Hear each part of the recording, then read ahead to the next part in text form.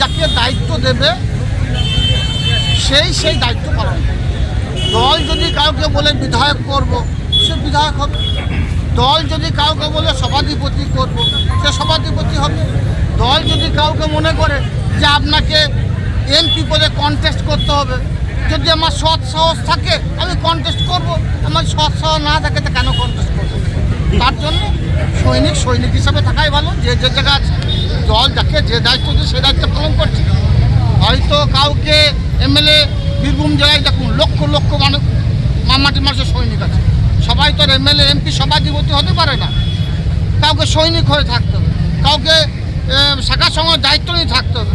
সবাই সেইভাবে দায়িত্ব নিয়ে আছে, সৈনিক হয়েই থাকবে। এটা তার ব্যাপার। দল যেটা ভালো বুঝবে সেটা। দল যদি আজকে আমাকে সভাধিপতি করেছে, কালকে যদি মনে করে যে কাজল তোমাকে সভাধিপতি থাকতে হবে না, রিজাইন দিয়ে দেবো। যদি দল মনে করে আমাকে অন্য কোনো পদে নিয়ে যাবে, অন্য কোনো দায়িত্ব নিয়ে যাবে, যাবো।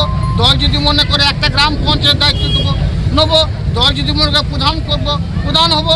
দল যদি মনে করে মেম্বার করবো, মেম্বার হবে। দল যদি মনে করে তুমি একটা শাখা সঙ্গে দায়িত্ব নিয়ে বসে থাকো, চুপ করে বসে থাকো। তো সর্বদা তিনি সেভাবে হয়তো বসে আছেন।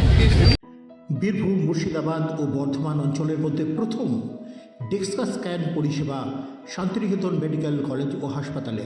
হাড়ের ক্ষয়, হাড়ের ঘনত্ব মাপাসহ অর্থোপেডিকের বিভিন্ন পরীক্ষা নিরীক্ষা সুলভে করতে আজই আসুন শান্তিনিকেতন মেডিকেল কলেজ ও হাসপাতাল, মুলুক, বোলপুর, বীরভূম।